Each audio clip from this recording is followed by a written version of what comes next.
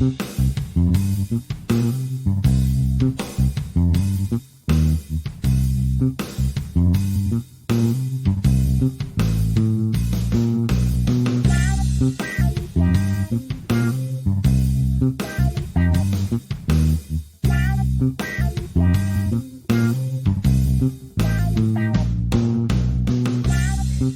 course, I've got my pipe.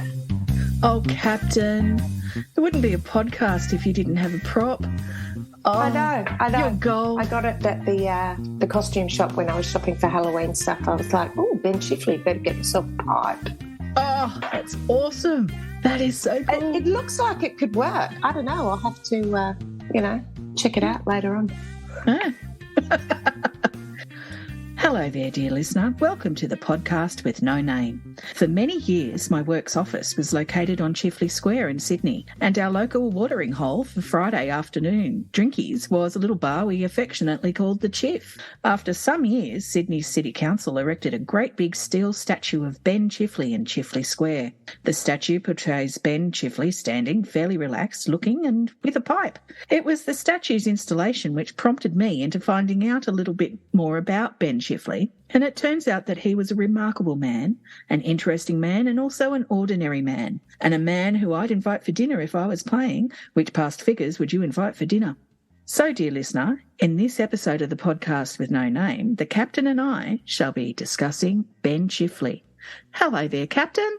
Morning, how you going? Oh, I'm fine. It's another morning recording, dear listener, so I'm feeling chipper. Yeah, we just seem to run out of time, don't we? Well, too busy sleeping.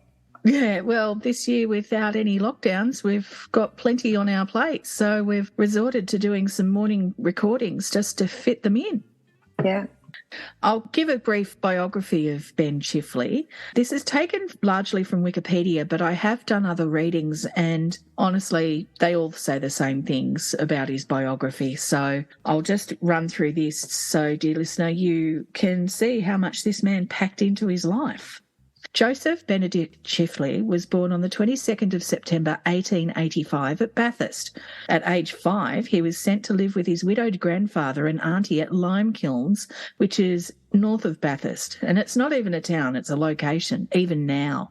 Whilst he was up at Limekilns, he went to half-time school, which was 2 days one week and 3 days the other. And at age 13, he moved back in with his parents and continued going to school for a little while. His first job was in a local department store in Bathurst, and he also worked in a tannery. And in 1903, he joined the railways and worked his way up from shop boy to engine cleaner to fireman to engine driver.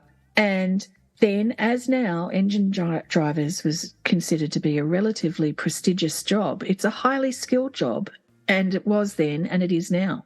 Ben developed an intimate technical understanding of his locomotives, and he became a lecturer and an instructor on the trains. During his time on the railway, he became a member of the Locomotive Enginemen's Association. He never held an executive position. He preferred to remain as an organiser, and he developed a reputation for compromise. In 1917, he was one of the local leaders of the Australian General Strike, and as a result, he was dismissed from the railways, although he was eventually reinstated in 1925. In 1920, Ben was involved with the formation of the National Union of Australian Federated Union Locomotive Enginemen.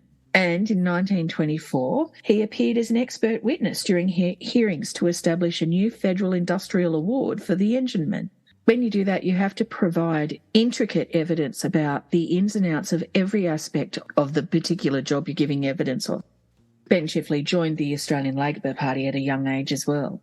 He was involved in both state and federal election campaigns as an organiser, and in 1925 he was chosen as the Labor candidate for the federal division of Macquarie and lost, so he had another go in 1928 and was elected. In 1929 he was re-elected, Labor became the government, and James Scullin was the Prime Minister. He appointed in 1931 Ben Chifley as the Minister for Defence.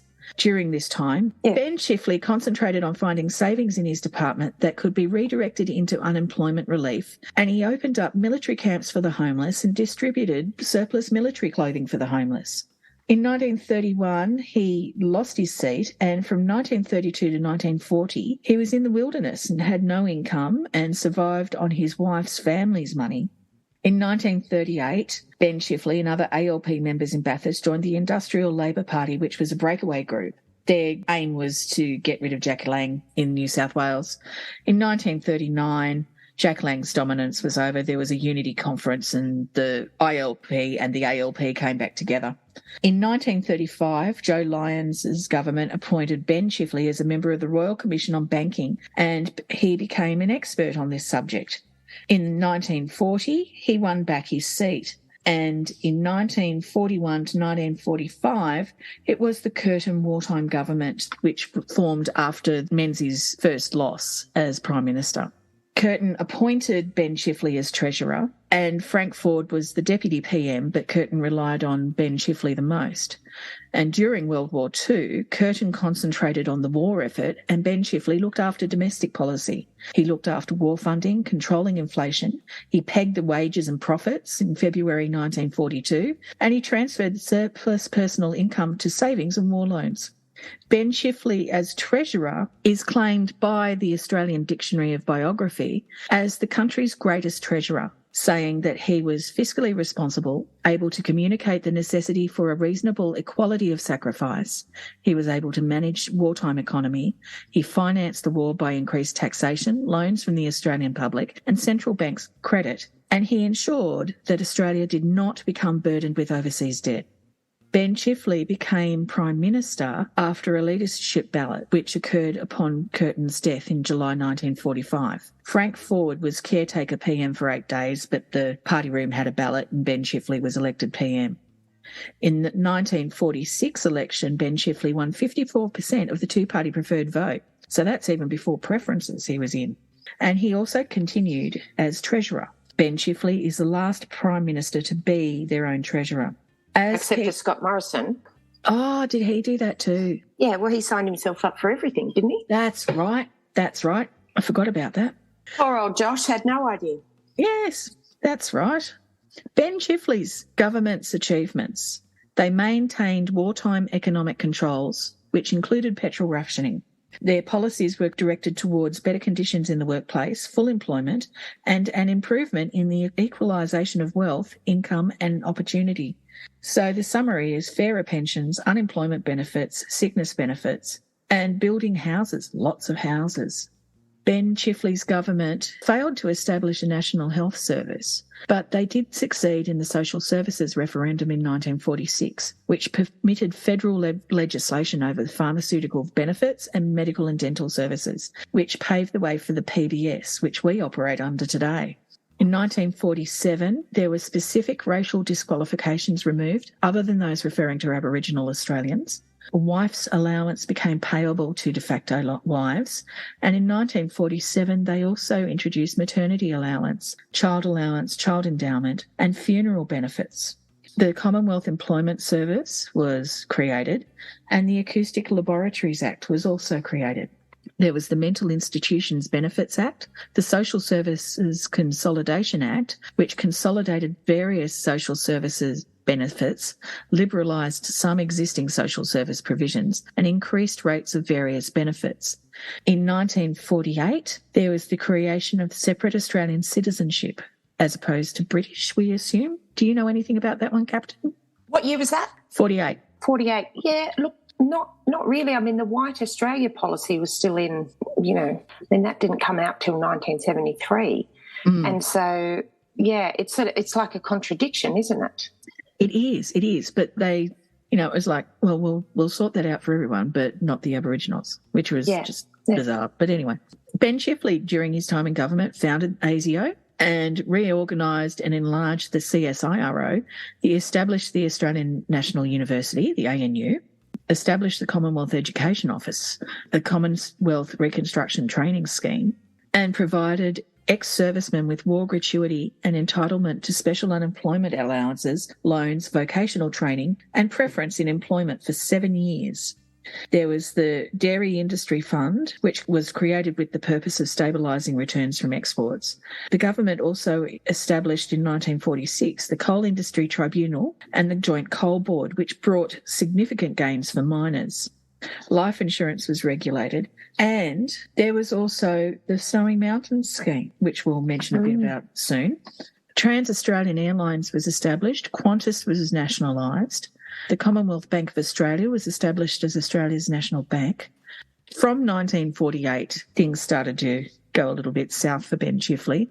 In 1948, there was the Queensland Railway strike, where Ben Chifley barred striking workers from being eligible for unemployment benefits. 1949 coal industry strike, which caused unemployment and hardship, and Ben Chifley sent 13,000 troops in to break the strike. The 1949 election came along and the ALP and Ben Chifley lost. And there was a perception by that stage that Ben Chifley and Labor had become increasingly arrogant in office. Ben Chifley did remain in opposition as the leader of the opposition, however. But by this stage, he was in poor health and now aged 64. Labor was still in majority in the Senate, so Labor amendments were often passed. Ben Chifley was described by many as intelligent, dependable, charming, a capable administrator and hardworking. He was slightly reserved, although friendly, and he was dignified. He was a shrewd political campaigner and negotiator. He was cautious and conservative in financial matters and advocated, quote, vigorous self-denial. His personal life. He married Elizabeth Mackenzie in 1914, and he and Lizzie, as she was known, had known each other since childhood.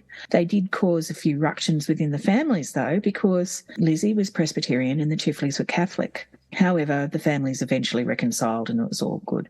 At the time, Ben Chifley was seen as marrying into money, and after the wedding, Ben Chifley's father-in-law gave them a house on Busby Street in Bathurst, and they lived there for the rest of their life.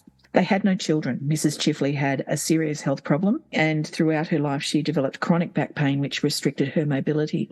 And they lived mostly separate lives once he went to Canberra. Well, once he went onto the railways because he was driving trains here, there and everywhere, and then he went to Canberra. It is widely known, assumed, that Ben Chifley had a long-time extramarital affair with his private secretary, Phyllis Donnelly. And when he was in Canberra, this is another thing which tweaked my interest in Ben Chifley. He never rented a house or bought a house or a unit or something down there. He stayed instead at the Hotel Currajong, which is this beautiful 1920s Art Deco pile not far from where Parliament House is. It would be about a 10-minute walk, if that. It'd only be a 15 walk to the new Parliament House. Yeah. So this is where, when you said you were going to do Ben Chifley, I was like, oh, okay, because I have a bit of a family connection with Ben Chifley. So when Ben was Prime Minister and staying at Hotel Currajong, my grandmother was his waitress and servant and looked after him. You know, she was assigned to him to look after his rooms and everything. And, yeah, and so that's where I was like, oh, actually, out of all the Prime Ministers, that's probably one that I have always sort of piqued my interest in. And so when we were doing this episode, I was like, oh, yeah, I know a little bit about Ben. Yeah, that is so cool. Yeah. Did she talk about him to you? I never actually knew my grandmother. She passed away when I was a newborn. Oh. But my auntie also worked there. She worked in the kitchen as a young girl. She started working there when she was about 15.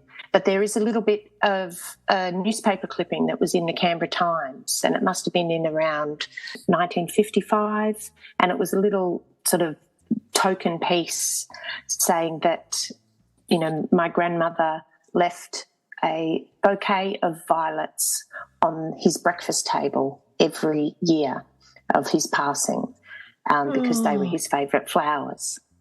Yeah, isn't that lovely? That is so lovely. Yeah, so I could imagine when you're describing his character and that charmingness, that he would have been very, very respectful for the people that he was, you know, there working with him and for him, and that, he never worked at the lodge, and he chose to sort of have a smaller lifestyle rather than living in this rattling around the big old house. Well, one of the sources I looked at was personal glimpses of the PM in the press. This is a document I picked up on johncurtin.edu.au.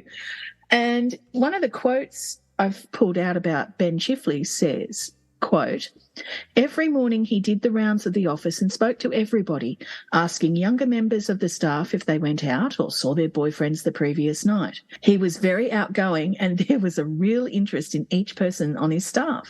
So there you go. He would have spoken to your grandma regularly. Yeah. He would have known about her. Yeah, definitely. Yeah. Chifley was more than kind to his staff. He was noted for that. Mm. Despite his workload, Chifley was always approachable and never seemed flustered or hurried. He was seen as very informal, unconventional sort of cove. So, yeah, you can see him saying g'day to people, seeing how they are. How are the kids? How's your husband? Did he? Yeah, with a genuine interest in them. And he would remember. I get the fit from the stuff I read, he would remember about people, which is a real skill. Here we go. Here is a quote from Sir Robert Menzies about Chifley. It would have been hard to have a personal quarrel with him, for he had in abundance those human qualities of easy informality, of deep conviction, of quiet humour, and of engaging frankness, which made him, in the old phrase, a man's man.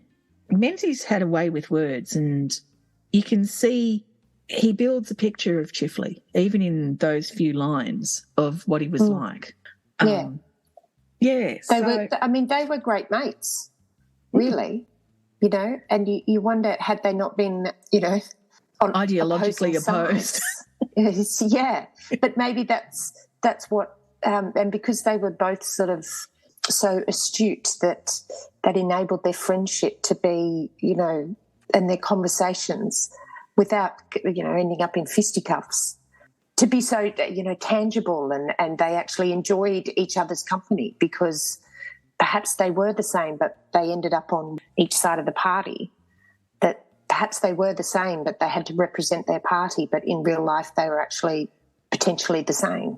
Yeah, and I think you see that time and again with leaders of countries. I'm just thinking of, you could see Bob Hawke and Malcolm Fraser down the track. They would get together and agree on issues, and, once they were away from politics, they could see each other as people rather than opposition. And I think to survive in such a position, you have to be able to turn off the politician and remain a person. And this is possibly where politicians do create and maintain friendships once they're past the partisanship of politics. You see it with George W. Bush and the Obamas are good friends, I think it is.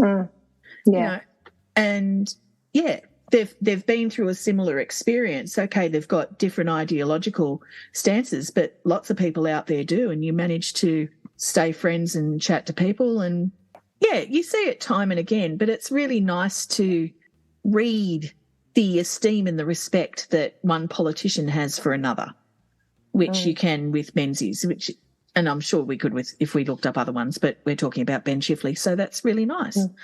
Just to finish off Ben Chifley's biography, on the 13th of June 1951, Ben Chifley suffered a heart attack in his room at the Hotel Currajong. Phyllis Donnelly, his secretary and confidant, was there and called the doctor, but he died in the ambulance on the way to the hospital. On that evening, the government was holding a parliamentary ball to celebrate the 50th anniversary of Federation, and Sir Robert Menzies was told about Ben Chifley's passing at the ball and made an announcement to everybody, so everyone knew at that time. He was buried in Bathurst Cemetery. There we go.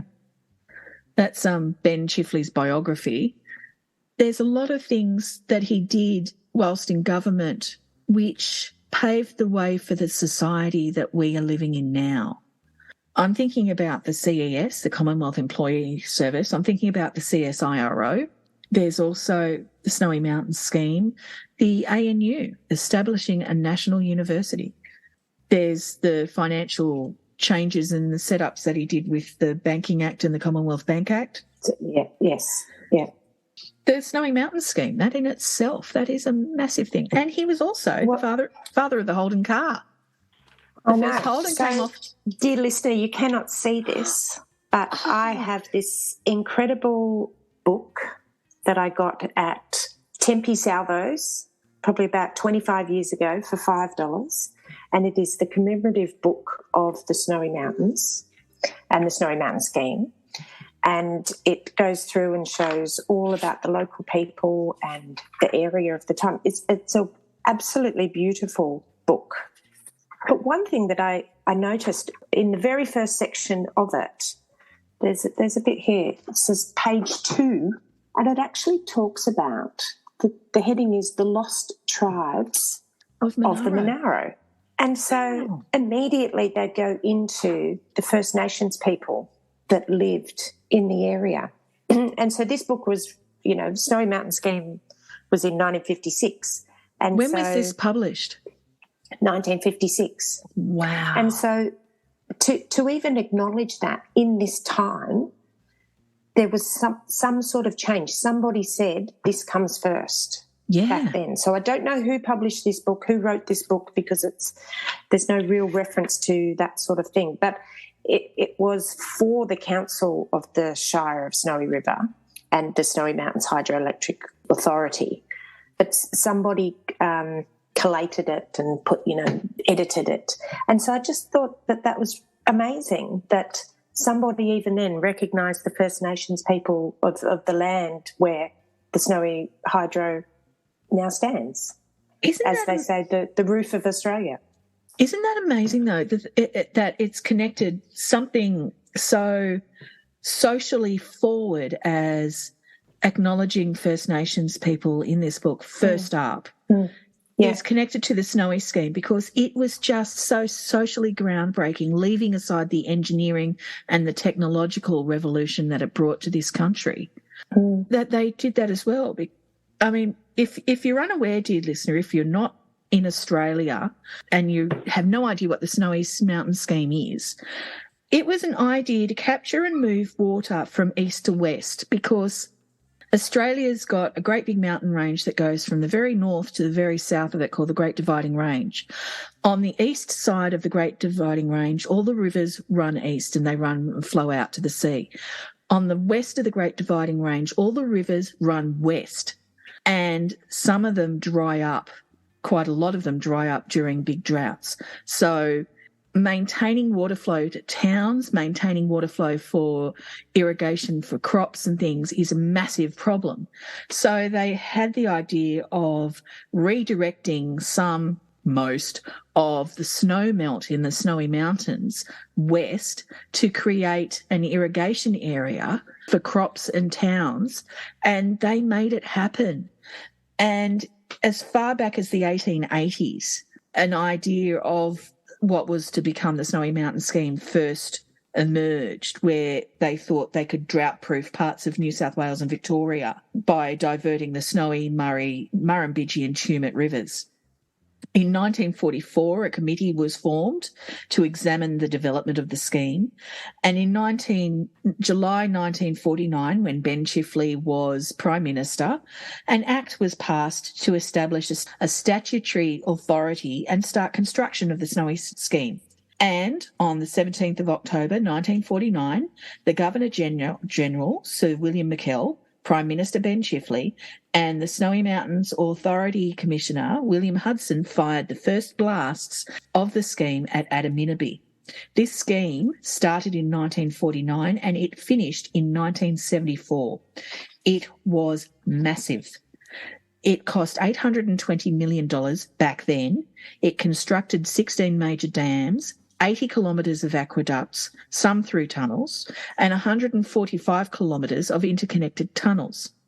As well as diverting water, it is a hydroelectric scheme. So as they move the water around, they're creating electricity for New South Wales and Victoria and the Australian Capital Territory.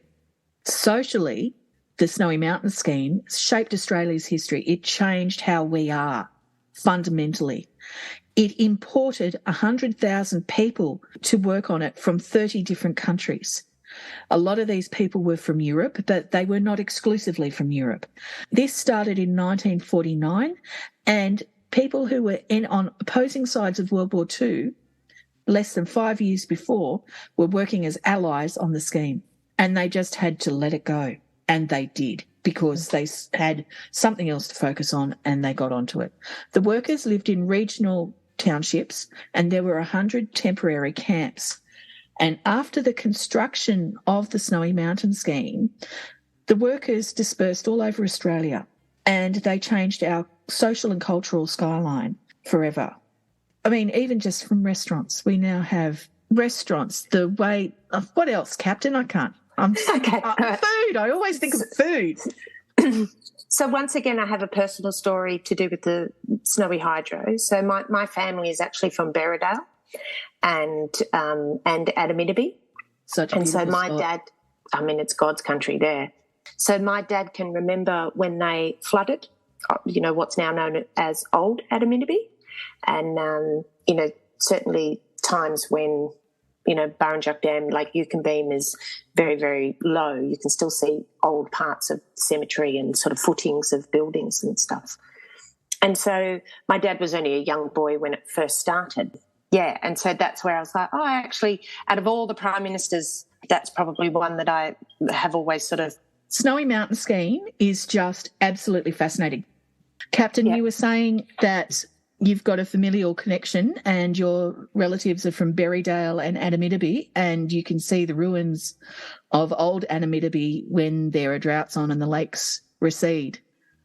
Yeah, and so what ended up happening is a lot of the men, so these migrant men from Europe, they ended up settling in Canberra.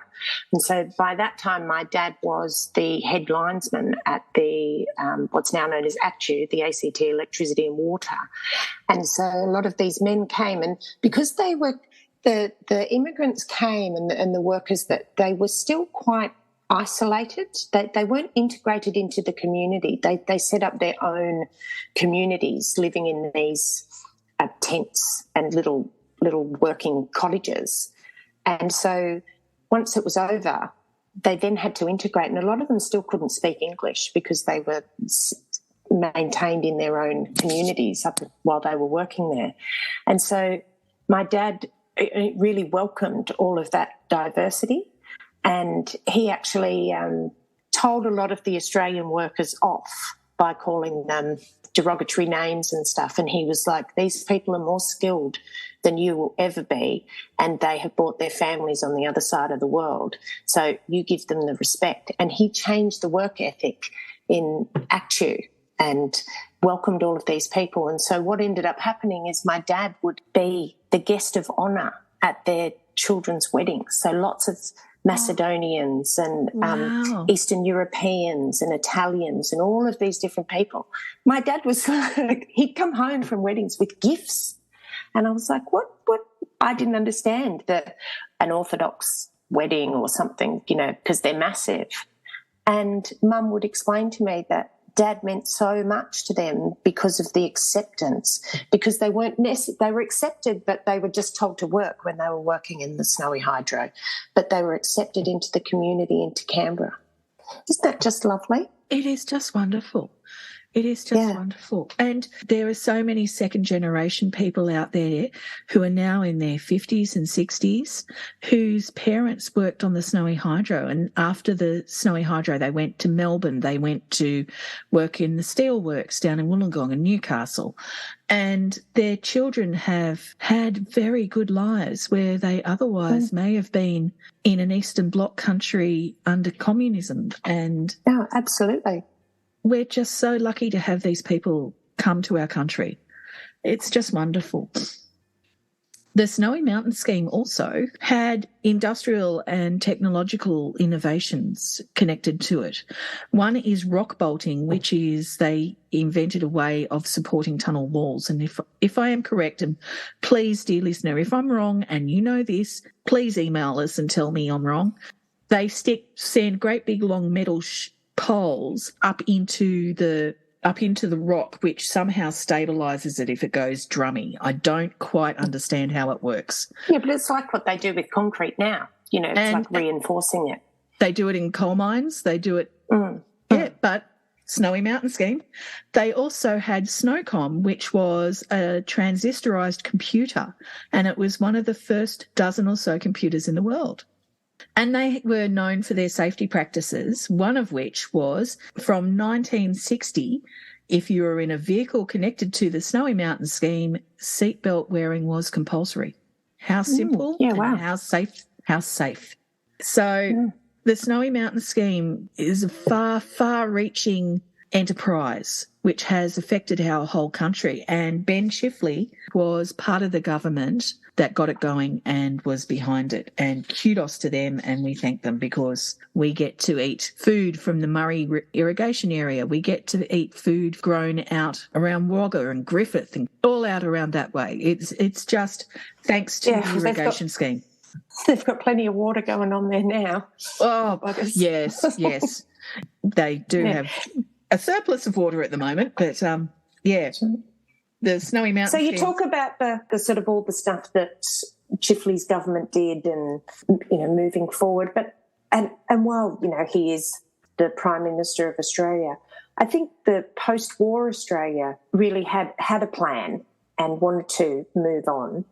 And it's interesting that you said before that when Chifley was Treasurer and Curtin was Prime Minister, because Curtin really looked after the war effort overseas, and then Chifley, being the deputy, really took care of Australia here. And so I think he was very well versed in what was going on here in Australia, whereas Curtin perhaps was a bit more focused on the war effort. And so I feel like he was sort of being very well primed into the social change. And, of course, post-war, you had to start building the country again, and you had to start establishing all of these things. And so all of those things that you talk about, ASIO, CSIRO, the ANU, are all foundation parts of building the country. Absolutely. And so it is incredible, but perhaps they were already in the pipeline and needed to be done and catching up with the rest of the world. Possibly. I mean, they couldn't just appear out of nowhere, but it all happened under Ben Chifley's watch, and he made sure that the budgets were such that the country could afford to do it. All that stuff costs money. And you were talking about the Banking Act, because he grew up and he saw so many of his, the local people in Bathurst get, done over by the banks and not being able to progress because of the banks. So he made sure that the banks there was some sort of control and purpose of the banks, and they weren't necessarily these massive conglomerates. Yes, he did not have complete success. I'm just looking it up from my notes. He did not have complete success with the financial reforms that he wanted, because he went down. There were High Court appeals and things, and he went down on those. The nationalisation of the banks. In 1945, there was the Banking Act and also the Commonwealth Bank Act. This is when Ben Chifley was Prime Minister, which gave the government control over monetary policy and established the Commonwealth Bank of Australia as Australia's national bank. Ben Chifley tried to nationalise the banks, but there was massive opposition from within the press, and I take from that public opinion. And during this time, middle-class opinion turned against Labor. It went to the High Court, and the High Court found Ben Chifley's legislation about the nationalisation of banks unconstitutional. So he went down on that. That was one of his, that was seemed to be a big failure of his time in government. I don't know a lot about that apart from what I've just read out, but he had a vision about how Australia was to fund stuff. Yeah, well, I know they didn't want to borrow too much from overseas. And, of course, during the wartime sort of rationings, companies were taxed on any profit and, all of that sort of stuff. So all of a sudden war's over, rationing is over, and, companies and people are starting to make money again, whereas he's maybe still like, no, it's for the people. We need to make sure that we all thrive, one for all type feeling. Yeah. But it didn't happen. No, it didn't happen. But it was fairly enlightened in social services, though, his government and Ben Chifley. Oh, absolutely. My mum was telling me she remembers all of her sisters getting the child in endowment payments and all of that stuff. My mother's sisters were having children in the, late 40s. And yeah, they were getting all of that. One of them was unfortunately a widow at a very young age. Oh, the poor and so lady. they got the widow's payment, and so all of that stuff is, it's what we know now, isn't it? It is. It's what we know now, and it's the social safety net is one of the things Australia's famous for. Like the Mental Institutions Benefits Act, in return for free treatment, the states were paid a benefit equal to the charges on the relatives of the mental hospital patients. Something as simple as that. So you could know that if you had a mentally ill relative that needed institutional care, you weren't going to be financially ruined by getting that care for that person. The Social Services Consolidation Act, well, that just brings it all together. That's no big deal. But, yeah, the child endowment, I can remember my mum saving her child endowment to buy, I think it was a fridge or a freezer or something when we were young. I can remember her saying, I've saved my child endowment for this. Yeah. It's put aside for whatever.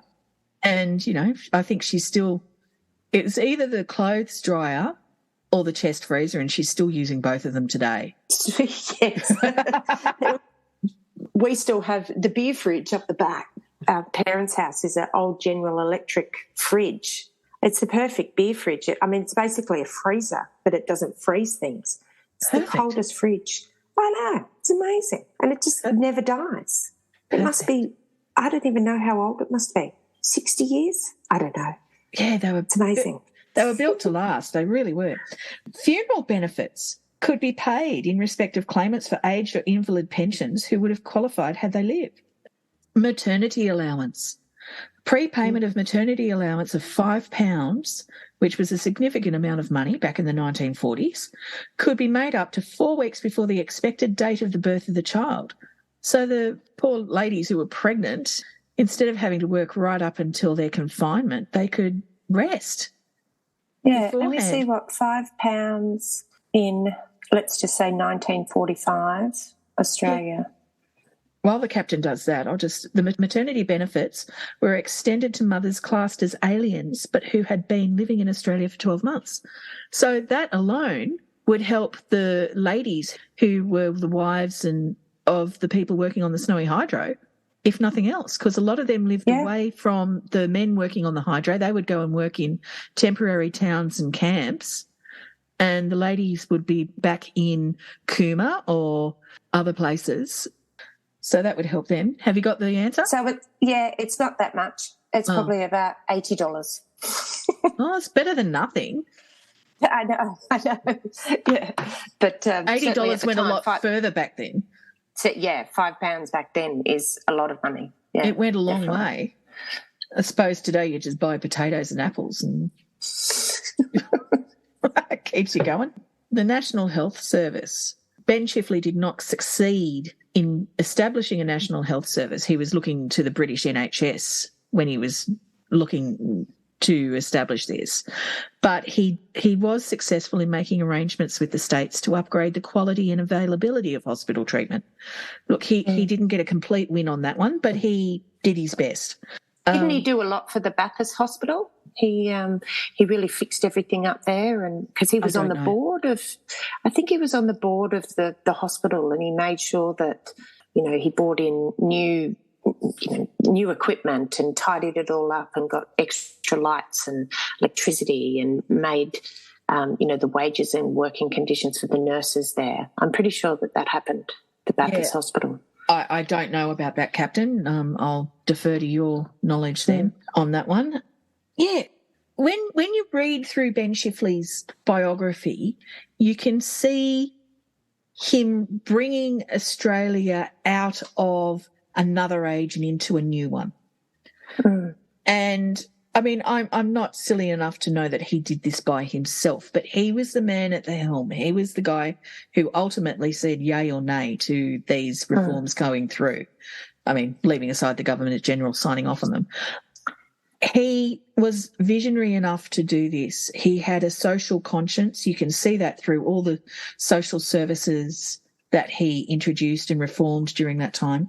He knew Australia needed to be smart. He knew we were heading into a technological age. So there you see the CSIRO, there you see the ANU, and there's a Universities Commission, and he expands the university system throughout Australia as well. You can see him setting Australia up for the next 50 years. And this is part of the reason that Ben Chifley has tweaked my interest. Plus just the idea of a Prime Minister not living in a house or a unit or something and staying at a hotel and walking to work every day and just... Yeah. I just loved it. And I must say I've stayed at the Hotel Currajong. Yes. There was an exhibition a few years ago at the art gallery. It was by Cartier, and it was beautiful, beautiful pieces of jewellery that they've created over the years. Perhaps? And there were one or two or several or hundreds of tiaras. This old grey mare went down and had a look at it. And I thought, you know what I'm going to do? I'm going to stay at the Hotel Currajong so I can say that I've stayed at the same hotel that Ben Chifley has. So I did. Well, I don't know when it was, but somebody purchased the Hotel Currajong and sort of developed it and redid it, because I can recall that it was almost, like a slum back in the 80s or something. I don't know. I can't confirm that, but it sounds familiar that, somebody purchased it and restored it and made it the historical aspect of, because a lot of the politicians stayed there when they, used to come to Canberra. All right. Well, this exhibition was 3 or 4 years, probably 4 years ago now, and the hotel clearly has been renovated and restored, it is beautiful. Just beautiful. I stayed in one of the older wings, and it was really lovely. And the room, it wasn't this little bolt hole. It was a lovely, even for just about their cheapest room they had, it was still a really good size and lovely. And I did the Ben Chifley thing. I left the car at the hotel and walked over to the art gallery and walked back. Yeah. It was wonderful. Yeah. It was just, it is only all a stone's throw from there. Yeah, and there is just nothing like walking around the parliamentary triangle in Canberra in autumn. It's just beautiful. Just beautiful. Yeah. Look, Ben Chifley, his legacy was all this stuff, was shaping Australia. I don't know if he knew he was shaping Australia. I think he probably wasn't thinking that far ahead. Maybe he was just wanting to He didn't have the chance to think that far ahead and perhaps see his legacy, unfortunately. You know, because he only died 2 years after being out. Yes, true, true. I think he just was trying to do the right thing by as many people as he could. His legacy, he's appeared on a stamp. There was an argument in the 1980s about calling the University of Western Sydney Chifley University, but the powers that be went with the name University of Western Sydney. Locomotive 5112, which was driven by Ben Chifley, has been preserved on a plinth at the eastern end of Bathurst Railway Station. Next time I drive through that area, I'm going to swing past and have a look. But Mr. Safety assures me that it's there and he's seen it many, many times. The 1971, the Commonwealth Railways named diesel locomotive NJ1, that was assembled at Kelso, which is right beside Bathurst, Ben Chifley. And I looked up places named after Ben Chifley. We have the suburb of Chifley in Canberra, the suburb of Chifley in Sydney. There's a federal division of Chifley in the federal electorates. Ben Chifley's house in Bathurst is listed on the New South Wales State Heritage Register. I think it's one of those ones where you just walk through the door and step back in time to the 1940s. There's the Chifley Library at the ANU. There's Chifley Tower in Sydney, which was opposite where my work office used to be. There's Chifley Square, ditto. There's Chifley Cave at Jenolan Caves, which was previously known as the Left Imperial Cave, but they've renamed it. There are high schools in Western Sydney. There's dorms at Charles Sturt University in Bathurst, named after Chifley. There's the Chifley Research Centre, which is the official think tank of the ALP. And there's the Chifley Dam, which is 11 kilometres upstream of Bathurst. So, Ben's got quite a bit named after him. Well, it's interesting you talk about all the different place names. I knew that there's a suburb in Canberra called Chifley. A lot of the suburbs are named after Prime Ministers there. I met someone the other day that actually lives in Chifley here in Sydney, and I was like, where's that? And it's sort of over near, it's over like southeast. Is it? I It's over have that no way. idea.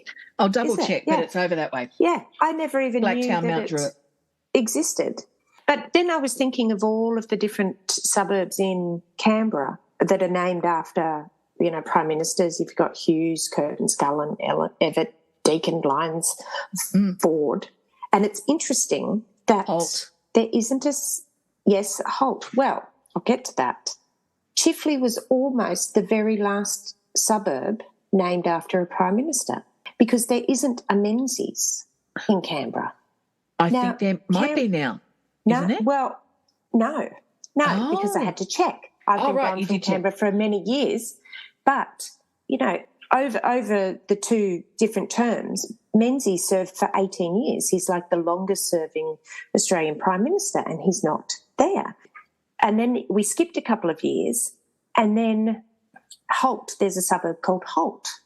And, of course, he was Prime Minister after Menzies in, the late 60s. And then it seemed to have stopped for a little bit and then they went down the more First Nations routes of naming suburbs. Yeah. Captain, you are absolutely right. I was wrong about the location of Chifley in Sydney. It is in the southeastern suburbs out near Malabar and Matraville. Yeah. Never heard of it before. It must be a tiny little place. And it's interesting because Menzies still hasn't got a suburb in Canberra, yet there's a suburb called Ford.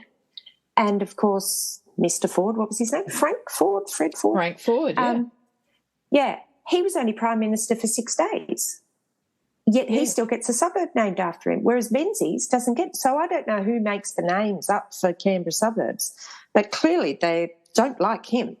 No, I'm Googling Canberra suburbs and I made the mistake of going to Wikipedia on that one. It takes a little bit to find. Well, I'm just looking to see because we've got, I thought there was a Fraser, but there's not. There's Gordon. There's a Fraser. There's Fraser, but it's not Malcolm Fraser. Oh, yes. But they have the Malcolm Fraser Bridge, which is a new big sort of by road that is out near the airport. So that's involved to Malcolm Fraser. But the Fraser suburb is named after somebody else. Yeah. I'm just looking. Because some suburbs are named after Governor Generals as well. So we've got Isaacs. Yeah, and scientists, like there's Flory as well. And Mawson. Different sort of things that way. But they've got O'Malley. King O'Malley, what did he do? I remember his name. He was something. He was around the time of Federation, wasn't he? Yeah. See, this is where I know all these names, but I don't particularly know who they are. Yeah, so, I'm the same.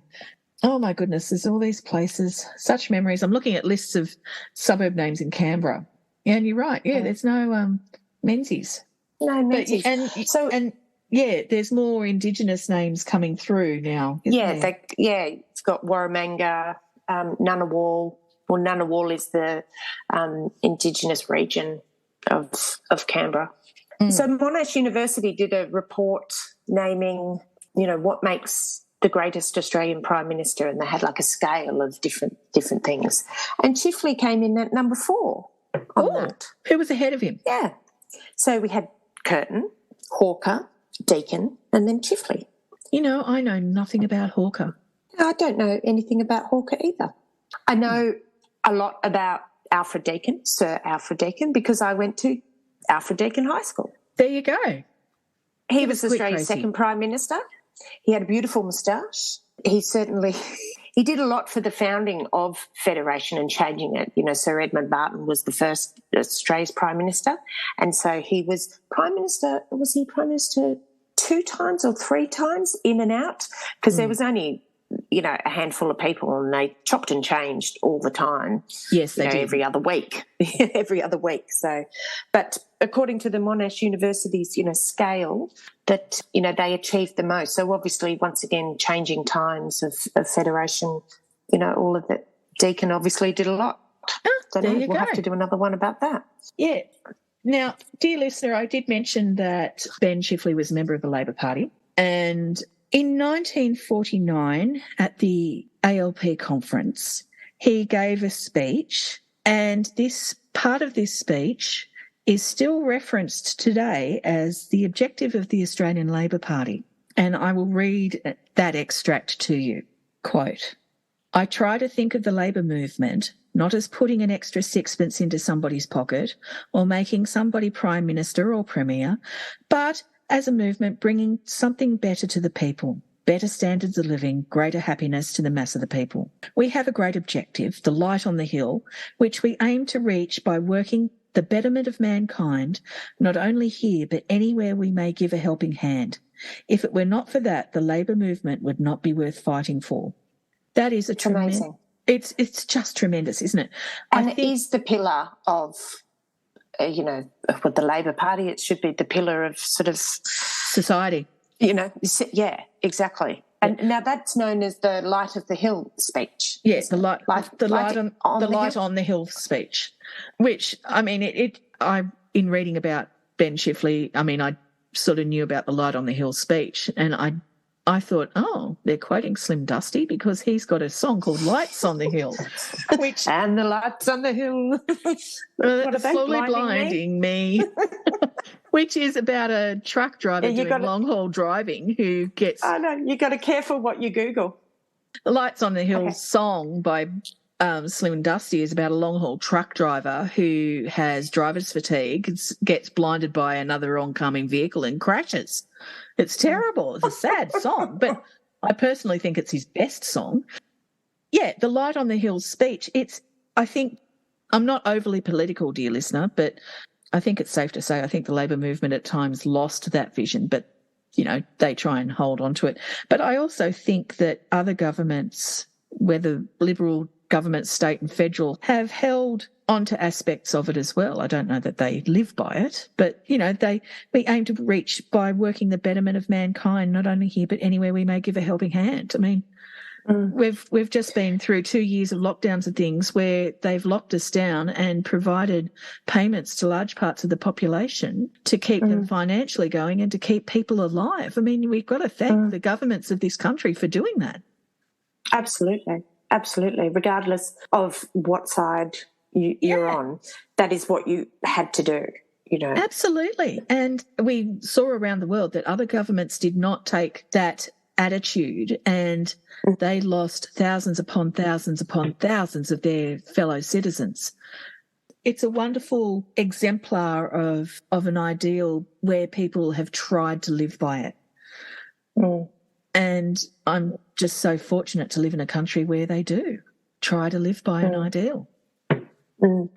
There is an amazing speech by Paul Keating given when he's in Parliament, and he was referencing the glory days in the 1950s under the Menzies government. If you have a chance, listener, to give it a quick Google and watch it, because it is incredible. The Speaker of the House nearly loses his mind. I've never seen a speaker stand up, and the whole House of Reps was just going crazy. And it's one of, Paul Keating made many, many great speeches, but this is, it's very, very good. So you should have a look at it. I will. I'll look that up. Though I did think that a podcast topic could be the insults of Paul Keating. Oh, dear. Because he was famous for them. It's just the intellect and wit. I mean, he's almost John Cleese-esque, with the sharpness of his delivery and his intellect. And age is not dulling it. No. You were left thinking about what he said as it slowly slapped you across the face. It's incredible. Yeah. Another podcast I really would like to do, in all the research that I have done in this, is actually about Curtin. Yeah. He's sort of, like World War II and all of the, the conflicts that Australia has been involved in. He seems to sort of just hasn't been that we reference him so, much, think, oh, he did this and he did this, and, oh, if it wasn't for this. And he seems to have sort of flown under the radar a little bit. But I was just going to say, he flies under the radar, that one.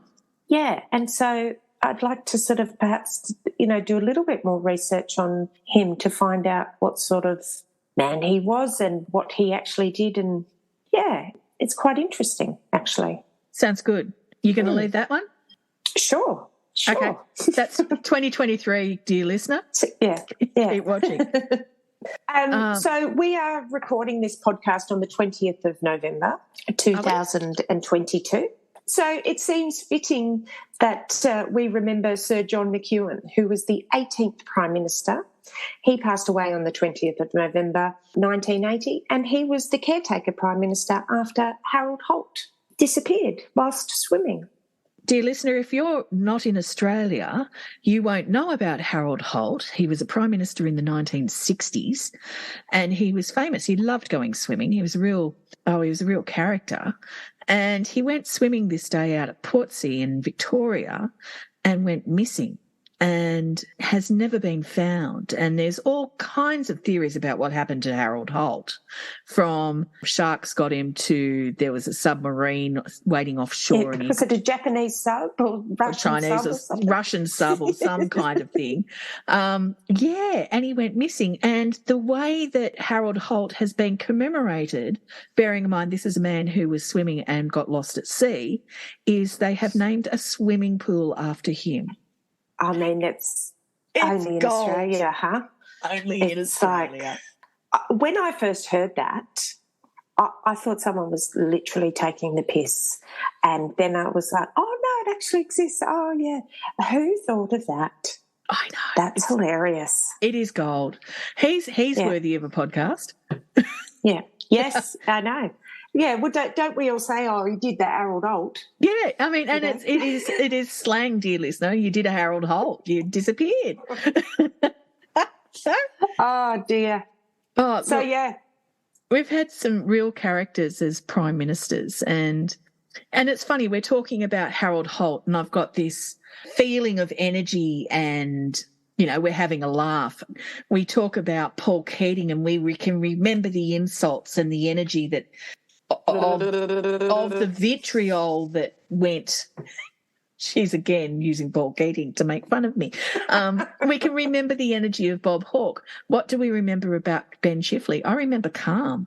Oh, I don't remember anything. I wasn't alive, but I have a feeling of. How old are you, Princess? I've got this feeling of calm. It's like this calm, dependable feeling about him. It's funny. I think this quote about Ben Chifley sums up to me why he is a great man.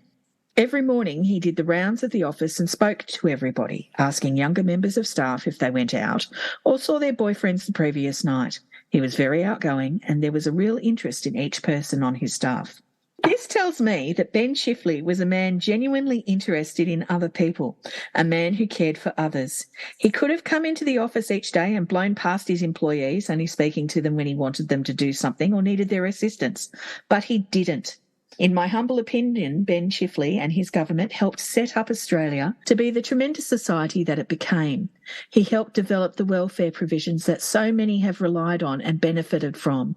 He helped the CSIRO become the groundbreaking organisation that has given the world such things as softly washing liquid, the first wool wash that didn't ruin the wool, plastic banknotes, and the Hendra virus vaccine. He helped higher education by establishing the Universities Commission and the ANU. He helped car manufacturing in Australia get underway, and he helped get the Snowy Mountain Scheme going, which not only provided water to farmland west of the Great Dividing Range, but also changed Australian society. On the evening of Ben Chifley's passing, dear listener, Sir Robert Menzies, whilst at the 50th anniversary of Federation Parliamentary Ball, announced, "It is my very sorrowful duty during this celebration tonight to tell you that Mr. Chifley has died. I don't want to try to talk about him now because, although we were political opponents, he was a friend of mine and yours and a fine Australian. You will all agree that in the circumstances the festivities should end. It doesn't matter about party politics on an occasion such as this. Oddly enough, in Parliament we get on very well. We sometimes find that we have the warmest friendships among people whose politics are not ours. Mr. Chifley served this country magnificently for years." I think that sums up Ben Chifley brilliantly. If you would like to contribute to our discussion of Ben Chifley, dear listener, or you may have an idea for a podcast episode, you may want to make contact with one of our podcasters, and you can do so on Facebook at podnoname or via email at podnoname@gmail.com. Thank you, dear Captain, for this morning's discussion. I've just loved it. And thank you. It's been really interesting, hasn't it? It has. Thank you, Captain, for joining in today and making me sound intelligent. And thank you, dear listener, for listening to us. Until next time, take care.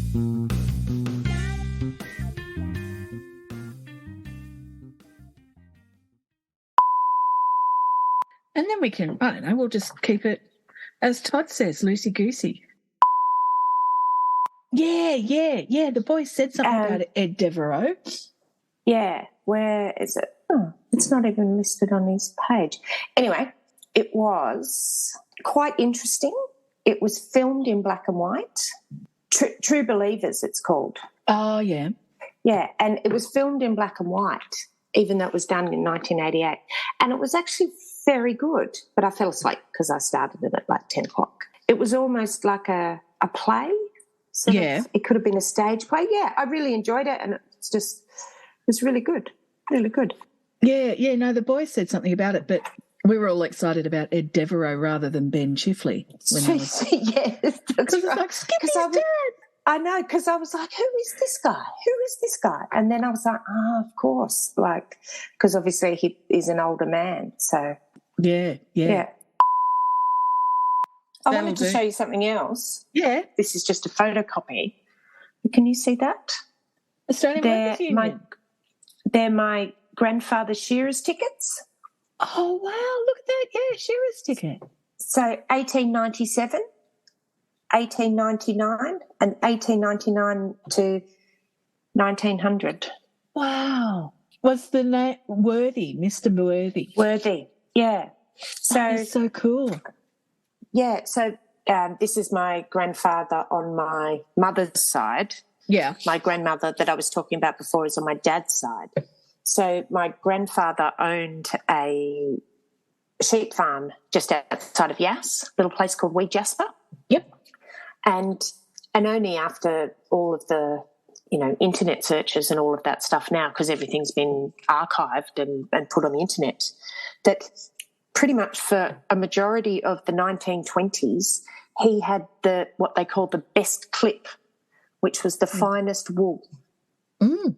Which was, down at Piermont, like on whatever street, Wattle Street or Harris Street or one of the, the big, Isn't that amazing? That is so cool. This is where, this was just before he was married to my grandmother. So he was a young man going around, and amazing, isn't it? That is so cool. Yeah. So, and before Federation. Yeah. Have you gone trawling through Trove for relatives? Oh, it's just... What a time waster that is. It's amazing. But do you know what I bloody do? And I've got one of the guys at work onto it, is you Google your address or your suburb and then you put in murder afterwards. And so, of course, one of the guys lives in Erskineville, and so I was like, put in your address and then murder. Oh, you were in a bloody wormhole for days on that one. Oh. And it gives you everything. It's incredible. So good. So good. Oh. Yeah. That's a podcast. My granddad and great-grandfather were policemen, and my great-grandfather was shot in 1930, so around the time of all the razor gangs. Yeah. He survived. Where? He was shot at Vaucluse, which in those days was just a suburb. Yeah. Anyway, so there's a podcast that I've been listening to. Yeah. And it's called, I can't remember the name of it, but I'll send it to you if you're interested. Yeah. And it's done by the State Library of Australia. And basically it's about, did you know, and I'm sure you do, that there used to be like where Central Station is, used to be the cemetery for Sydney? Yeah. So this is the podcast sort of about all of that. And it talks about Sydney at the time and all the different people. It's really, really good. And unfortunately, of course, this coincided with the exhibition that the State Library did. But, of course, it was in like 2018 or 19 or something, so the exhibition isn't there anymore. But it was just so interesting. I loved it. That'd be so cool. Well, because it talks about old Sydney. It's crazy, isn't it? Like, Australia's not very old, but it just sort of just grew so quickly, and you still have all this incredible stuff going on. I love it. I love it so much. I mean, part of the reason why I love living out here, I mean, out near Campbelltown. I mean, it's 200 years old. The Appin Massacre happened 207 years ago now. It's just there's so much out here. Elizabeth MacArthur, she's one of my heroes. The woman's a saint. Yeah. John MacArthur didn't get the sheep industry going. Elizabeth did, because John was too busy going off playing politics and being mad. Yes. Elizabeth did it. Yeah. This is how old I am. Fool's cap folders.